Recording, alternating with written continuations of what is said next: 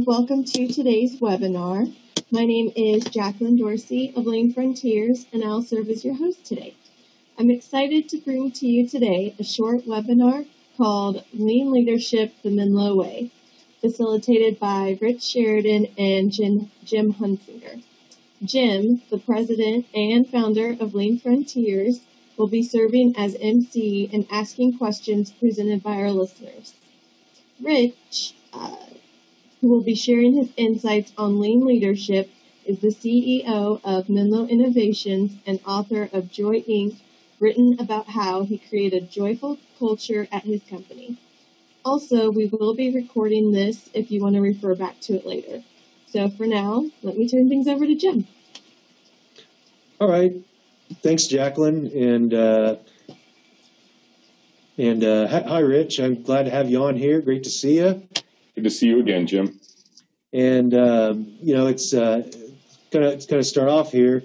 You're there at Menlo itself, and I've had the privilege of being up there a couple times with you and seeing what all goes on. So good to have you. And so one thing that I found interesting in times we've talked and all that is a lot of people would visit you and say, "Gosh, you must be doing an awful lot of learning from Toyota with what you're doing," but in fact, you actually were doing lean before you really knew anything about lean or Toyota specifically. And in fact, I know Toyota's came up to you guys to learn from you guys with what you're doing. So that's certainly a unique situation.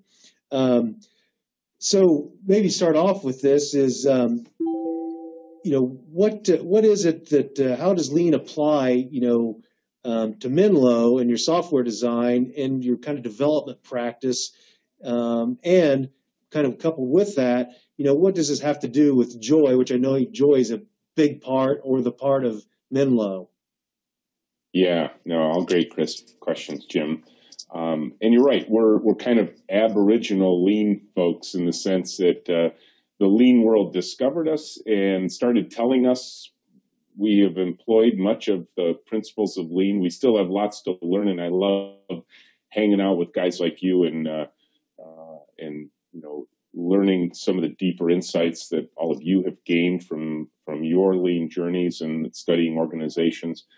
But in some ways, we got here naturally because for me, in general, if I think about lean or some of the other grand processes that are out there and approaches and thought processes and so on, we always look at them through the lens of problem solving. What big problems do you have in your organization, and what things can we apply to solve those big problems? And for me, it is really about the biggest problems we saw directly relate to the joy that we pursue in our industry. When we talk about Menlo, we talk about joy. We talk about it in the context of joy, and we talk about the specific goals we have. And quite honestly, the biggest goal we've had since our inception was to do what we call ending human suffering in the world as it relates to technology. Because what we saw in the industry that I was part of was it was an industry I was very excited about. This idea of designing and building software for other people was just, I don't know, from the time I was a little kid, I was just really excited to be in this industry. But very quickly after graduating from college, the industry started to betray me. I was wondering, maybe I chose improperly. Maybe I wasn't cut out for this because a lot of the work I was doing was never seeing the light of day. It was substandard in quality. It wasn't satisfying users. It was frustrating them instead. It was missing deadlines and budgets. And quite frankly, I think the industry I was in paralleled a lot of the manufacturing challenges that the lean community went after. How do we improve quality without killing our people? How do we build respect for people into the process? And so all of these things related to how we think about joy. And I think joy and lean line up really well because ultimately what we want more than anything else is to delight the people we serve with the work of our hearts, our hands, and our minds. And for me, I think when lean is properly applied, when the respect for people is built in, not just for the people doing the work, but for the people you serve, I think we start to get to almost the essence of what it means to be engineers and builders and manufacturers, either of software of things. And that's where I think the great opportunities are for an organization like ours, or the organizations you get to work with. This is I think, a fundamental human pursuit. Yeah. So it sounds like the antithesis of what you were in before, even though you were in software IT development, was a joyless world. How do you make the antithesis of that a world, business and work that's full of joy? Our industry is often built on a death march culture. The stories are legendary about programmers bringing sleeping bags to work, working through the night, and so on. And our fundamental belief is that tired programmers make bad software. You'd never want to have people who are pulling all-nighters working on a production line, or even designing your car for that matter. And yet we do that with our software people all the time. And that was my life for a good portion. I'd come home from a long day at work, and my wife would see me tired, and she'd say this simple question. She'd say, "Honey, you look really tired. Did you get a lot done today?" And I'm like, "Oh my gosh, I got nothing done today." I was like living in chaos all day. And yeah, I'm tired. And yeah, I worked a long day, but I didn't get anything done. And I think in some ways, Lean at its core is also about really getting meaningful things done. Good. Well, from a leadership perspective, at Menlo, what would differentiate it from what we might call traditional management? And also, too, was you maybe talking about that, what does it look like on a daily basis at Menlo? Sure. Yeah.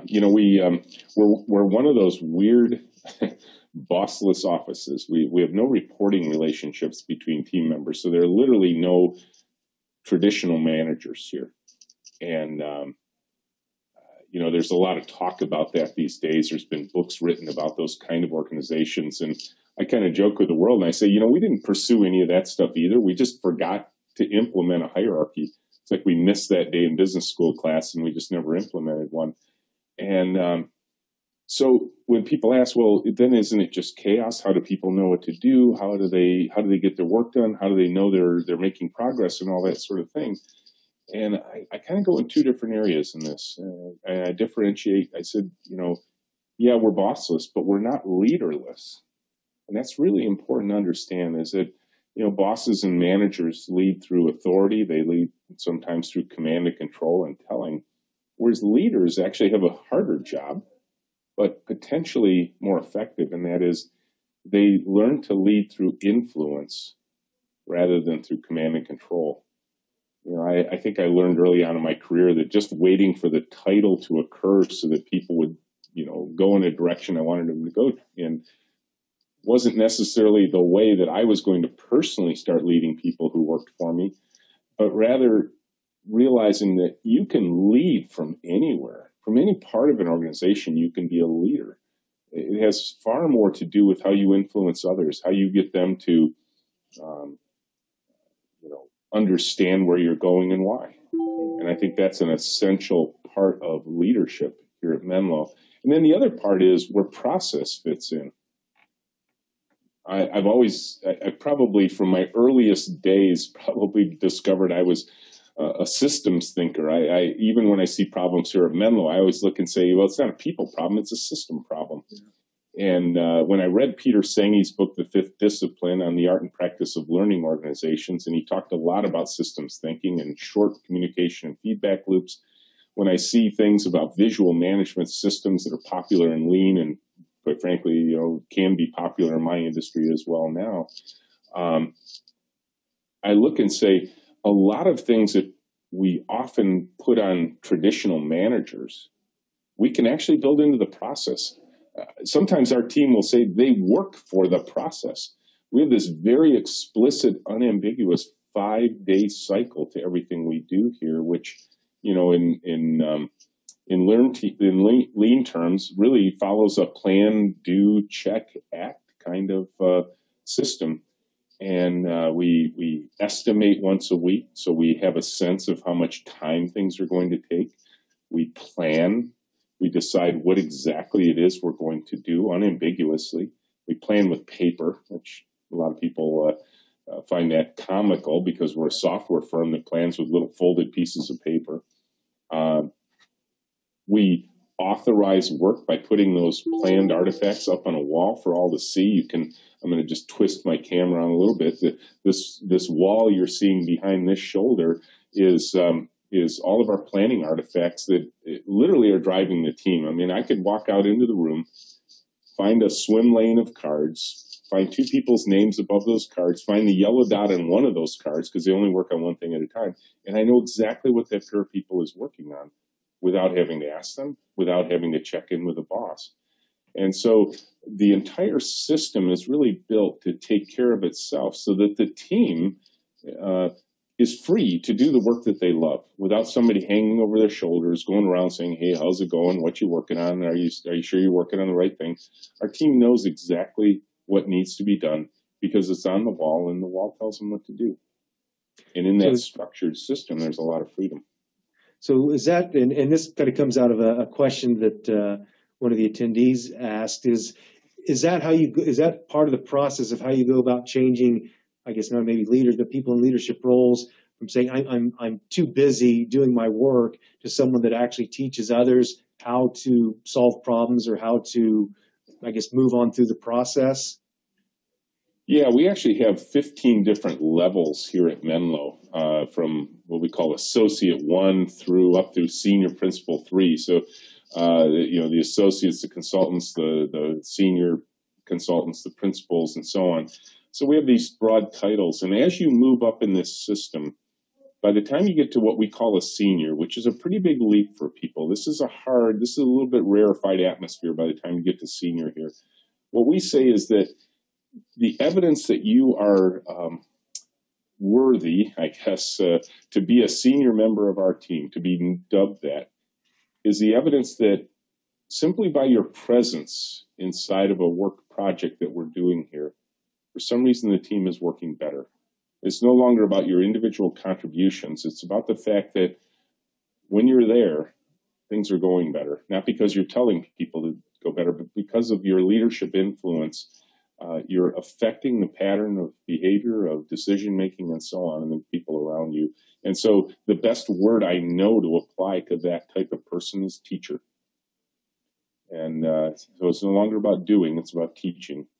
And I think this is an area where, for example, I know we share a good friend in Mike Rother, and Mike's here quite often, and, where I think we still ourselves have a lot to learn from what you all have learned in the lean community about how Toyota builds leaders, how Toyota builds teachers and other organizations in the lean community. So I kind of hang on every word when you guys talk about this stuff because I'm still intrigued as to how we can make ourselves a better version of us over time.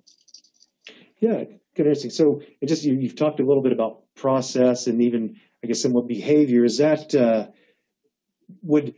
could you articulate that from a culture standpoint? I know you guys have aspects of your process and culture somewhat intermixed. How would you articulate that out to the folks listening in? Yeah, I think we get a lot of attention on culture. As you were one of our visitors last year, and we had almost 4,000 people come through our doors last year from all over the world just to see what you saw, and a lot of them are coming here to learn about intentional culture. Especially when you write a book called Joy Inc. and talk about, building a place people love to work. I mean, there's obviously a lot of cultural overtones inside of those words. But what I tell people is that culture without process can be too chaotic. You'll feel good, but you're not getting anything done. And process without culture is bureaucracy. And so this is really where we focus our attention on the human energy of the team. The culture is fostered by storytelling. The culture is fostered by visionary leadership that can communicate what we're trying to do, why we're trying to do it, sort of that Simon Sinek idea of start with why. And our process is intended, and it is, as lightweight as possible to not burden the team by focusing all of their attention on the process. This is why we use paper-based artifacts and sticky dots to update status and use the walls to communicate things. It's the reason, as you see behind me, we're working in one big open room with no walls, offices, cubes, or doors, where it's literally as easy to call an all-company meeting as yelling out, "Hey, Menlo!" And people will call back and say, "Hey, Rich." And then they all go quiet. So we don't have a lot of meetings here, Jim. We kind of have great disdain for the traditional company meetings, and we've replaced them with pretty succinct, organized, well understood rituals and ceremonies. And by doing that, I think by tapping into those things that, quite frankly, we all know based on historical readings and so on, this is what drives human culture forward. This is what drives human civilization forward. The storytelling aspects of campfires and totem poles and songs of yore and anthems and that sort of thing. This binds us together as humans, but also this other element where the rituals and ceremonies of humanity are the ones that give some grand stability to our lives, that we can count on those things. And it can be as simple as, here, one of our ceremonies every day is a daily stand-up meeting that occurs at 10 o'clock in the morning when a dartboard alarm goes off and this bonging sound goes in the room because dartboard has an alarm clock. Nobody knows why a dartboard needs an alarm clock, but that's beside the point. But the sound going off, bong, bong, bong, is the call of the team to gather in a circle, grab a plastic Viking helmet. This is why the Viking helmet is on the cover of the book. And because we work in pairs, we report out in pairs. That's why we like a two-handled token with the two horns. And it goes around the circle. And it's very efficient.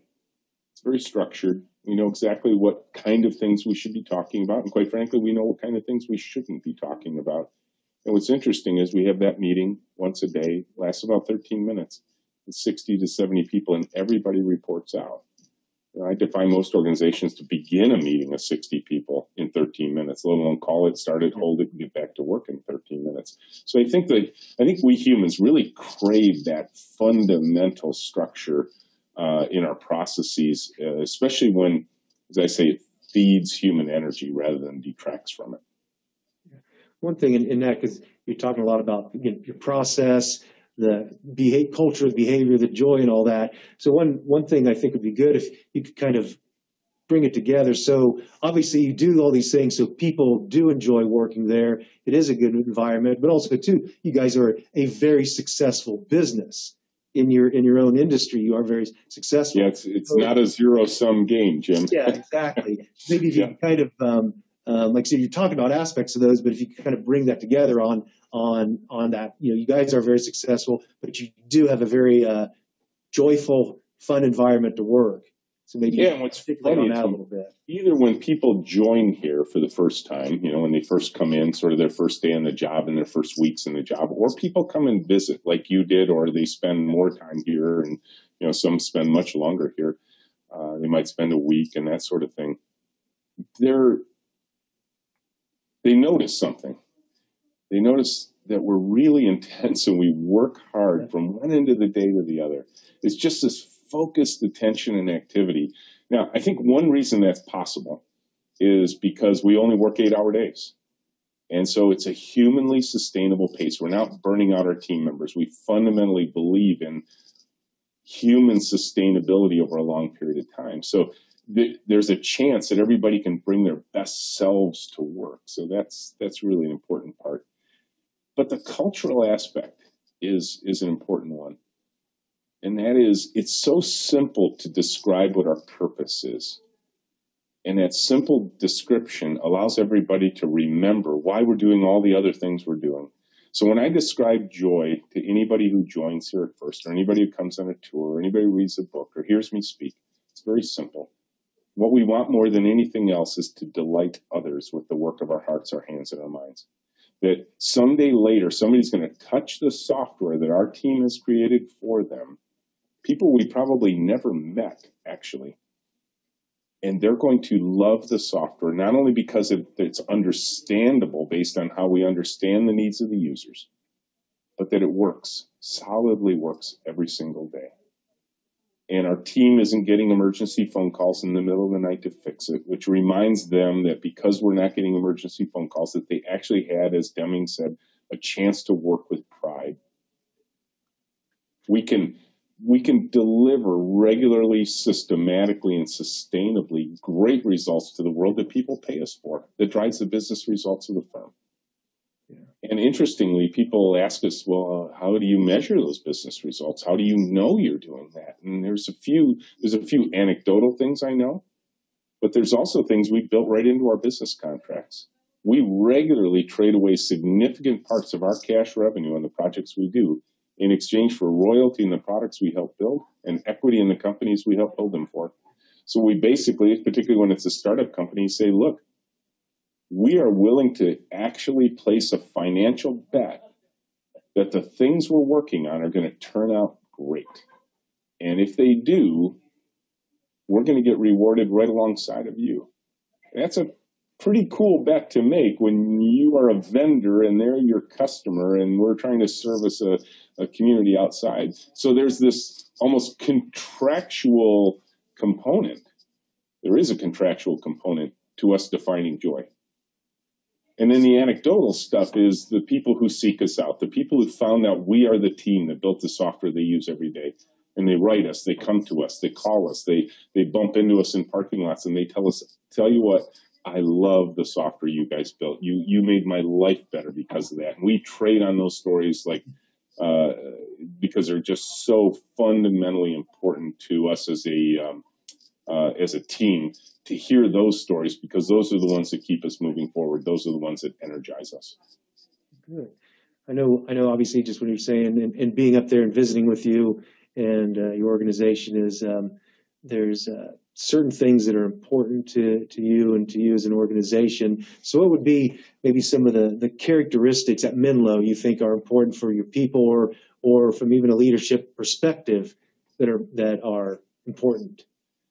Yeah, I think whenever I go to a lean conference and I hear the variety of conversations that are going on, either formally in presentations or just out in the hallway, I bet you can't go to a single conference where you don't hear at some point or another somebody say the phrase respect for people. Yeah. Yes. And I think that's so core to who we are. It drives everything we do here, all the way down to how we recruit, interview, and onboard and hire and promote.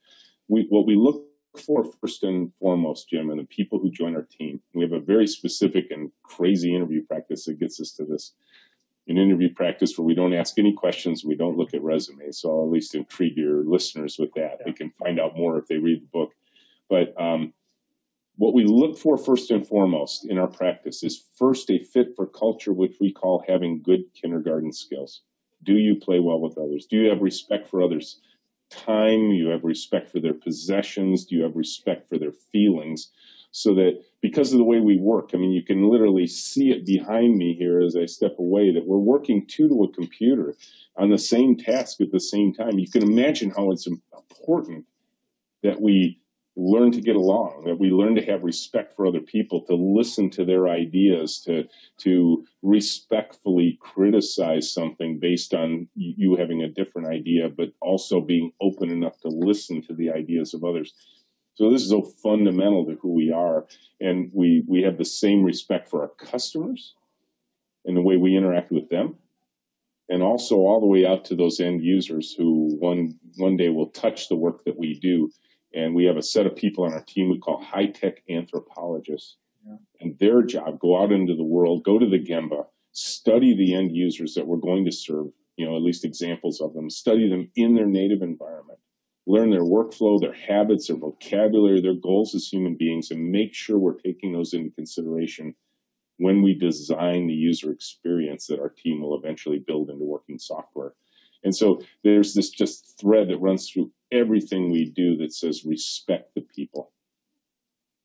Good. So maybe I'll have you end up here with kind of telling your personal journey. I mean, you've touched on attributes of it, but to me, not only did I find that a fascinating story, but it really became it really what drove end up resulting with just what you've already talked about and discussed over the last 25 minutes? Yeah, I've done enough digging inside my soul to realize that, one of the fundamental components that drives me every day is being in great relationship with other people. And, that for me, as I've thought about my business career over time, that meant my peers, my boss, my customers, the people we serve out in the world, even the community and people like you, I really value being in good relationship with other people.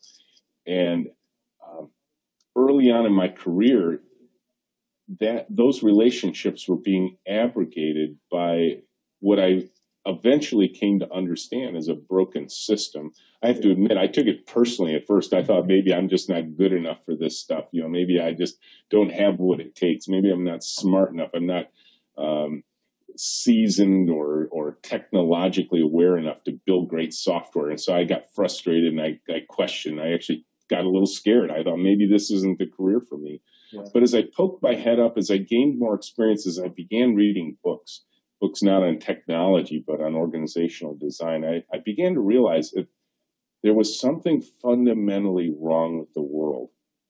And it didn't have to be that way. There were enough good examples, still rare, but good enough and being documented in books like Tom Peters' In Search of Excellence, or Peter Senge's book, or Peter Drucker's books on management, where you got a sense some had figured this out. Yeah. And when they did, great things happened. Not just incremental improvements, but orders of magnitude improvements in quality and customer satisfaction and so on. And boy, oh boy, did I want that. I wanted that so badly in my life because, I started out programming when I was just a kid and I thought it was going to be the coolest profession ever. And then it betrayed me and I was thinking of getting out. And then I thought, no, I want that. I want to get back to that. And so this became this just passionate journey of reading books and thinking and going to conferences and running experiments. And ultimately, it took about 20 years, I'll be honest. It took me a long time. Maybe I'm just slow that way. But Menlo was the result of that deep journey. Good. Yeah, it certainly see by the results of, like I said, you and your folks there as through their work, the processes, as well as with obviously you and Menlo as a business and the business results that you guys get out of it. And I know continue to learn and grow in the learning. Well, and I love hanging out with folks like you, Jim, because I know you think deeply about the same kind of things I think about. And when you get a bunch of like-minded thinkers that in the same room together, even greater things can happen because then we start learning from each other. Yeah. And it's a lot of fun on top of it. Yes, it is. Yes, it is. Okay. Well, thank you, Rich. I certainly appreciate you taking your time and sharing what you've done and what Menlo does. Certainly appreciate it. And folks I know will enjoy hearing about it. So again, thank you. And again, thank you for, the author of the book, Joy Inc., which is an excellent book. I've read it, so I can personally vouch that it's a wonderful, wonderful read. And I look forward to seeing you here a month after next at the Summit on Lean Leadership. That'll be a lot of fun, a lot of learning. And we thank everybody for joining in and listening, and for those who will listen later on. So I'll throw it back to Jacqueline, and thank you again, Rich. Thank you. Great to see you again. All right. Well, Jim and Rich, I want to thank you both for facilitating the session today. Rich will be speaking at the Summit on Lean Leadership held in Charlotte, North Carolina this year, and it's on June 21st through the 22nd. So to wrap up, I just wanted to remind everybody that today's webinar is being recorded. So look for an email following our time together for a link to the recording. And feel free to share this throughout your organization. So again, thank you, Jim, and thank you, Rich. And thanks to each of you for participating in today's session. Goodbye.